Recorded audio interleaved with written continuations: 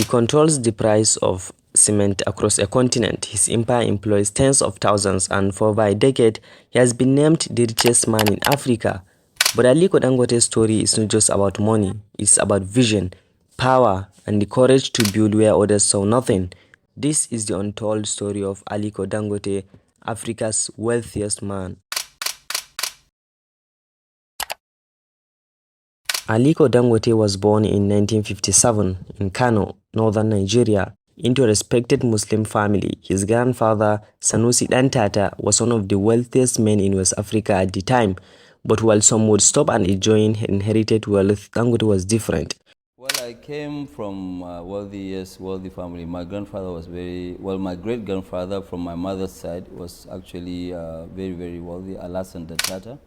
From a young age, he was obsessed with business. As a little boy, he would buy boxes of sweets and sell them to his classmates for profit. Business was not just a hobby, it was in his blood.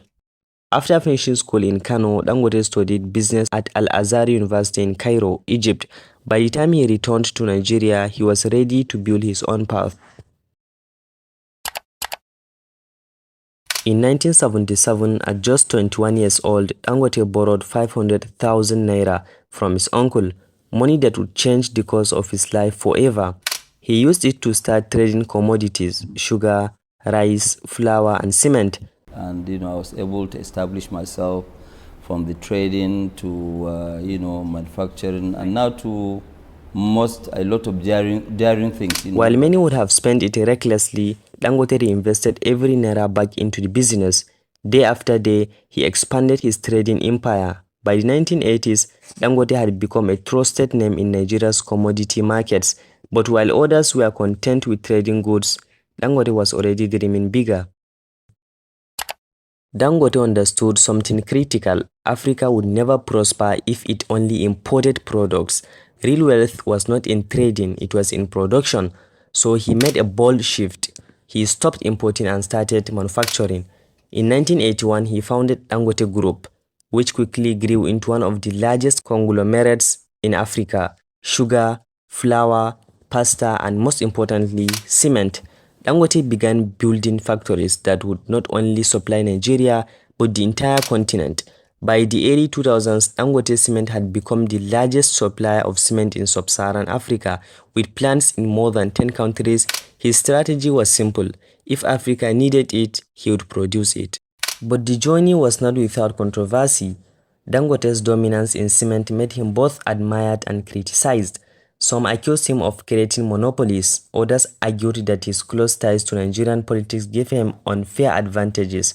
Yet, when economic crisis hit or when foreign exchange policies crippled traders, Dangote's empire survived. Why? Because he had built self-sufficiency. He wasn't just importing anymore, he owned the factories, the trucks, and even his own shipping terminals. While others folded, Dangote kept expanding. By the 2010s, cement wasn't enough. Dangote turned his eyes to one of the biggest challenges in Africa: energy. Nigeria, despite being one of the largest oil producers in the world, spent billions importing refined fuel every day. Dangote's answer? Build Africa's largest oil refinery, a $19 billion mega project, capable of producing 650,000 barrels of oil per day. Located in Lagos, the Dangote refinery is designed to make Nigeria a net exporter of fuel, transforming the nation's economy forever. This wasn't just a business, it was nation building. Today, Aliko Dangote's net worth sits between $10 and $20 billion, depending on the markets. For over 12 years, he has been ranked the richest man in Africa by Forbes. His conglomerate employs more than 30,000 people, and his influence extends from construction sites to boardrooms across the continent.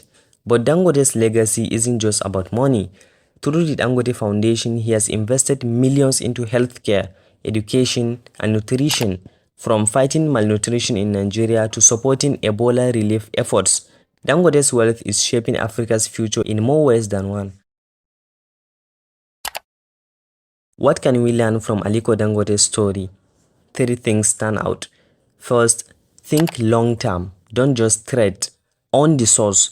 Second, reinvest relentlessly. Wealth grows when profits build empires. And third, solve big problems. If you want to be a billionaire, impact millions of lives.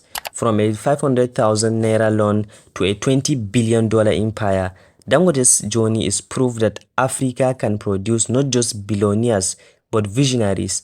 The only question that remains is, what empire are you building?